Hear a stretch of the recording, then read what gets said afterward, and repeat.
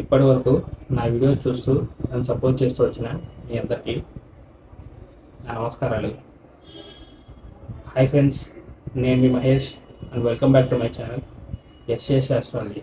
మనం ప్రీవియస్ వీడియోలో నవమ చక్రానికి సంబంధించిన కొన్ని రహస్యాలను చూసాము. ఇప్పుడు ఈ వీడియోలో మనం ఈ శనిగ్రహం సిరీస్లో ఈ శనిగ్రహం పంచమ స్థానంలో ఉంటే ఏ విధంగా ఫలితాన్ని ఇస్తాడు అనే విషయాన్ని అయితే చూద్దాము. ముందుగా ఈ పంచమ స్థానాన్ని మనం ఒక లక్ష్మీ స్థానంగా, కోణస్థానంగా చెప్తూ ఉంటారు. ఇటువంటి స్థానంలో ఈ విధంగా సహజంగా పాపత్వం పొందిన గ్రహాలు యోగిస్తారు, కానీ ఆ పంచమ భావానికి సంబంధించిన కారకత్వాలు అనేవి కొద్దిగా దెబ్బతినే అవకాశాలు అనేవి ఉంటాయన్నమాట. అందుకనే ఈ ప్లేస్మెంట్ ఉన్న వారికి ఈ కాంబినేషన్ వల్ల వాళ్ళ ఇంటెలిజెన్స్ విషయంలోనూ, క్రియేటివిటీ విషయంలోనూ పాజిటివ్గా పనిచేస్తుంది. ఆ పంచమ భావానికి సంబంధించిన ప్రథమ కారకత్వం అయిన సంతాన భావానికి సంబంధించిన విషయాలు వీళ్ళకి నెగిటివ్గా ఫలితాలు అనేవి వస్తాయన్నమాట. మీ లగ్నానికి శనిగ్రహం శుభగ్రహం ఉన్నా లేకపోతే పంచమ భావంలో అయినా ఎటువంటి ఎఫ్లిక్షన్కి గురి కాకుండా బలంగా కనుక ఉన్నట్లయితే వీరికి ఎక్కువగా చాలా పేషెన్స్ అనేది ఉంటుందన్నమాట.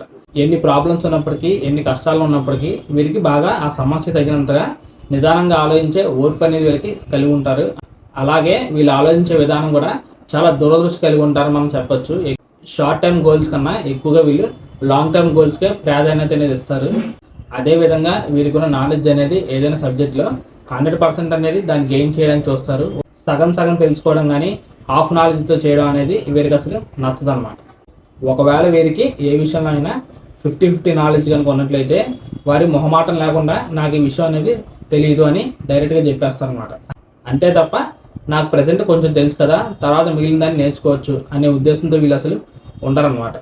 ఈ పంచమ భావంలో ఈ శనిగ్రహం ప్రభావం వల్ల ఈ పర్సన్స్ అనేవాళ్ళు డేర్ అండ్ డాషింగ్ ఉంటారు. అంటే ఎక్కువగా ధైర్య సాహసాలు అనేవి ప్రదర్శించడానికి ఇష్టపడరు. వాళ్ళు ఎప్పుడు సేఫ్ అండ్ కంఫర్ట్ జోన్లోనే మనం ఉండాలి అని అనుకుంటారు.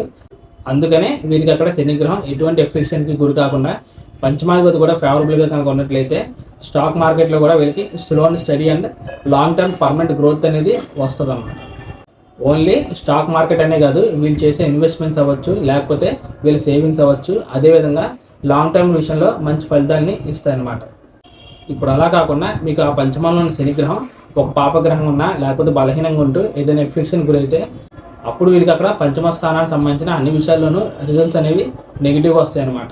అంటే నేను ఇందాక చెప్పినట్టుగానే వీళ్ళ ఆలోచన విధానం అవ్వచ్చు, ఆ క్రియేటివిటీ అండ్ ఇంటెలిజెన్స్ అవ్వచ్చు, అదొక్కోసారి ఎక్కువగా ఆలస్యాన్ని దారితీసి లేజినెస్ని కూడా ఇస్తుంది అనమాట.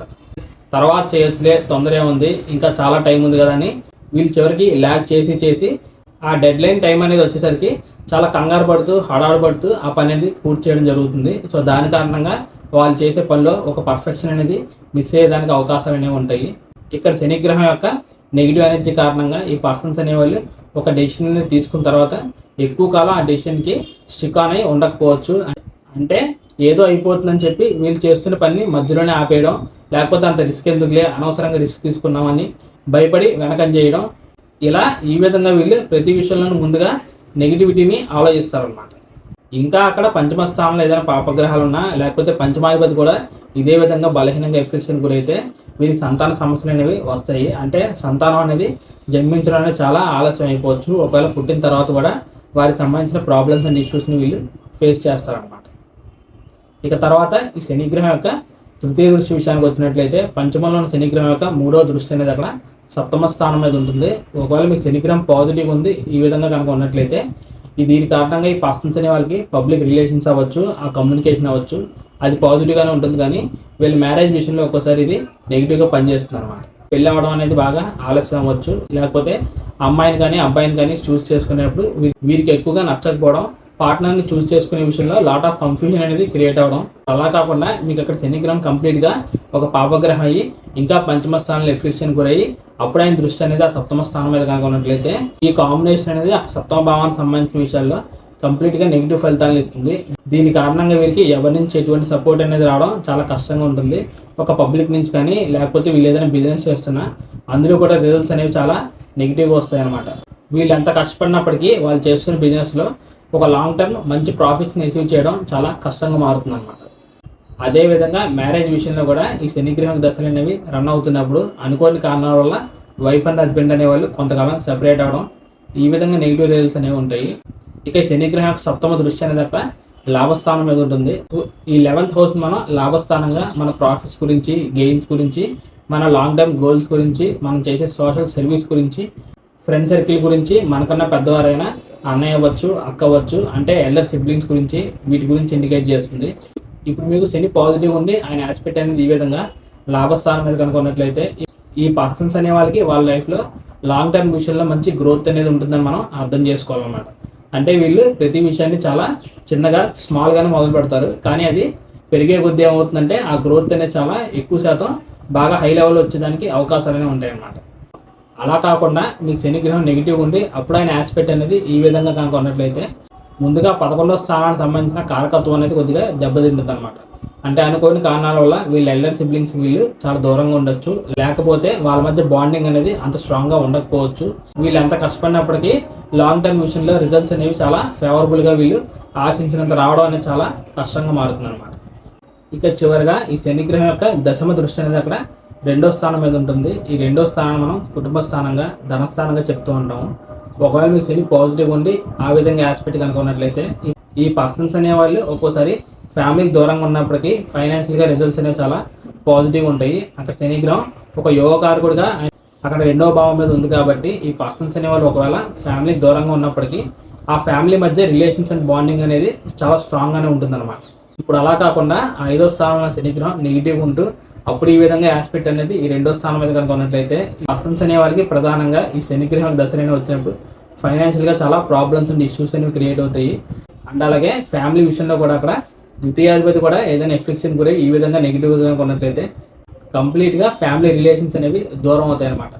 అంటే ఒక రకంగా అనుకోని కారణాల వల్ల ఫ్యామిలీ అంతా కలిసి ఒక చోట ఉండడం అనేది చాలా కష్టంగా మారుతుంది.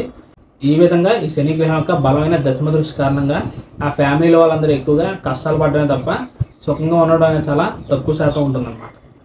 ఇక చివరగా ఈ కాన్సెప్ట్ అనేది మీకు ఇంకా క్లియర్గా అర్థం అవడానికి ఒక ఎగ్జాంపుల్ తీసుకుని నేను డిస్కస్ చేస్తాను.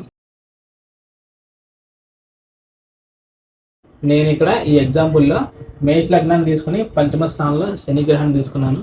ఈ లగ్నం వారికి దశమ లాభాధిపత్యం అనేది శనిగ్రహానికి వస్తుంది. ఇది చరలగ్నం అవడం వల్ల ఇక్కడ లాభాధిపతి కారణంగా ఇక్కడ శనిగ్రహం బాధక స్థానానికి కూడా ఆధిపత్యం వహిస్తాడు కాబట్టి ఆటోమేటిక్గా బాధకుడు అవుతాడని మనం చెప్పొచ్చు. ఈ విధంగా మేష లగ్నం అనేది గురుపాలత లగ్నం కారణంగా అక్కడ శనిగ్రహం డిఫాల్ట్గా పాపగ్రహం అవుతున్నాడు. అందులోనూ అక్కడ బాధకుడు కూడా అవుతున్నాడు కాబట్టి సంపూర్ణ పాపగ్రహంగా మనం అయితే చెప్పొచ్చు. ఈ విధంగా ఇప్పుడు సంపూర్ణ పాపగ్రహం అయిన శని ఇక్కడ పంచమ స్థానమైన సింహరాశిలో ఉన్నాడు. ఈ సింహరాశి అనేది ఆయనకి శత్రురాశి అవుతుంది. సో ఆటోమేటికల్గా స్థానబలం విషయంలో కూడా ఆయన బలాన్ని కోల్పోయి అక్కడ శత్రుభావంలో ఉన్నాడు. ఇప్పుడు ఈ విధంగా శనిగ్రహం పాపగ్రహంగా ఈ పంచమభావంలో ఉన్నాడు కాబట్టి ఈ పర్సన్స్ అనే వాళ్ళకి అక్కడ కంప్లీట్గా పంచమభావానికి సంబంధించిన విషయంలో ఫలితాలు అనేవి నెగిటివ్గా ఉంటాయి అన్నమాట. వీళ్ళకి ఎక్కువగా సంతాన సమస్యలు అనేవి క్రియేట్ అవ్వచ్చు, లేకపోతే వీళ్ళ ఒక క్రియేటివిటీ అవ్వచ్చు, ఇంటెలిజెన్స్ అవ్వచ్చు, వాటి విషయంలో కూడా ఫలితాలు కూడా నెగిటివ్గానే వస్తాయి. అంటే వీళ్ళ ఆలోచన విధానంలో కూడా పరిపరి విధాలుగా మార్పులనే ఉంటూ ఉంటాయి అన్నమాట. ఒక డెసిషన్ మీద స్టిక్ ఆన్ అయి ఉండడం అనేది చాలా కష్టంగా మారుతుంది. అనవసరంగా ప్రతి విషయాన్ని ఎక్కువసేపు ఆలోచించడం వల్ల లేనిపోని భయాలు అనేవి క్రియేట్ అయ్యి దాని కారణంగా స్ట్రెస్కి గురవడం అవ్వచ్చు. అక్కడ దశమ లాభాధిపత్యం అనేది ఈ శనిగ్రహానికి వచ్చింది కాబట్టి ఈ పర్సన్స్ అనే వాళ్ళకి అదేవిధంగా వాళ్ళ కెరీర్లో కూడా ఒక లాంగ్ టర్మ్ స్టెబిలిటీ అనేది ఉండదన్నమాట. అదేవిధంగా ఇక్కడ శనిగ్రహం యొక్క దృష్టి అనేది 7వ స్థానం మీద, 11వ స్థానం మీద, 2వ స్థానం మీద ఉంది కాబట్టి ఈ విషయాల్లో కూడా వీళ్ళకి రిజల్ట్స్ అనేవి నెగిటివ్గా వస్తాయి అన్నమాట. కాకపోతే ఈ చిన్న అడ్వాంటేజ్ ఏంటంటే ఇక్కడ 11వ స్థానం అనేది కుంభరాశి అయింది కాబట్టి, సో ఈ శనిగ్రహానికి అయినా సొంత రాశి అయింది కాబట్టి ఈ 11వ స్థానానికి సంబంధించినంత వరకు రిజల్ట్స్ అనేవి కంప్లీట్గా నెగిటివ్గా ఉండవు అనమాట. నేనైతే ఇక్కడ ఓన్లీ బేసికల్గా శనిగ్రహాన్ని పంచమ స్థానంలో తీసుకుని డిస్కస్ చేస్తున్నాను.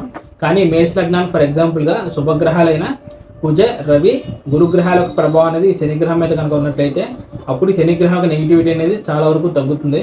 అండ్ అలాగే ఇంకా శనిగ్రహం అక్కడ ఎన్ని డిగ్రీల దగ్గర ఉన్నాడు, ఏ నక్షత్రంలో వేసాడు, ఆ నక్షత్ర నాథుడు అనేవాడు చార్ట్లో ఏ విధంగా ఉన్నాడు, నవాంశల శనిగ్రహం ఎలా ఉన్నాడు, అండ్ అలాగే ఏమైనా పరివర్తన యోగాలు ఏమైనా ఫామ్ అవుతున్నాయా అండ్ ఈ విధంగా మనం చార్ట్లో రిమైనింగ్ ప్లానెట్స్ని కూడా తీసుకున్న తర్వాతే ఫైనల్గా మనం రిజల్ట్స్ అనేవి చెప్పాలన్నమాట.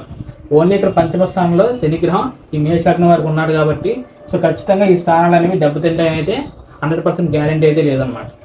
గురుపాలత లగ్నాల వరకు ఈ ప్లేస్మెంట్ అనేది ఎలా పనిచేస్తుందంటే ఈ విధంగా మనం చాలా అనాలిసిస్ చేస్తే తప్ప చెప్పలేము. ఇప్పుడు అలా కాకుండా శనిపాలత లగ్నం కనుక మనం తీసుకున్నట్లయితే వారికి ఆ శనిపాలత లగ్నాల్లో ఏ లగ్నం అయినప్పటికీ శనిగ్రహం పంచమ స్థానంలో బలంగానే ఉంటాడు. సో దీని కారణంగా మనం డైరెక్ట్గా ఎక్కువ శాతం అక్కడ శనిగ్రహం పాజిటివ్గా పనిచేస్తాడని అయితే స్ట్రైట్ ఫార్వర్డ్గా అయితే చెప్పొచ్చు. సో ఫైనల్గా ఇది ఫ్రెండ్స్ నా వీడియో. పంచమ స్థానంలో శనిగ్రహం ఉంటే ఏ విధంగా పనిచేస్తాడు అనే విషయం గురించి. ఇందులో కాన్సెప్ట్ అనేది మీకు అర్థమైందని అనుకుంటున్నాను. మీకు ఏదైనా ఫర్దర్గా డౌట్స్ అనేవి క్రియేట్ అయితే తప్పకుండా కమెంట్ అయితే చేయండి. నేను దానికి రెస్పాండ్ అయ్యే ప్రయత్నం చేస్తాను. So thank you friends, thank you for watching my video and thank you so much for your time. నా సైడ్ నుంచి చిన్న రిక్వెస్ట్ ఏంటంటే, ఈ వీడియో కనుక మీకు నచ్చినట్లయితే తప్పకుండా ఈ వీడియోని లైక్ చేసి నా ఛానల్ సబ్స్క్రైబ్ చేసుకోండి. ఇక చివరిగా ఎవరికైనా పర్సనల్గా కన్సల్టేషన్ తీసుకోవాలి అనే ఉద్దేశం కనుక ఉన్నట్లయితే స్క్రీన్ మీద కనిపిస్తున్న నెంబర్కి వాట్సాప్ కాల్ చేయండి. నేను వచ్చే అప్కమింగ్ వీడియోస్లో మరిన్ని ఇంట్రెస్టింగ్ వీడియోస్తో మీ ముందుకు వచ్చే ప్రయత్నం అయితే ఖచ్చితంగా చేస్తాను. అప్పటి వరకు bye friends, see very soon and జై హింద్.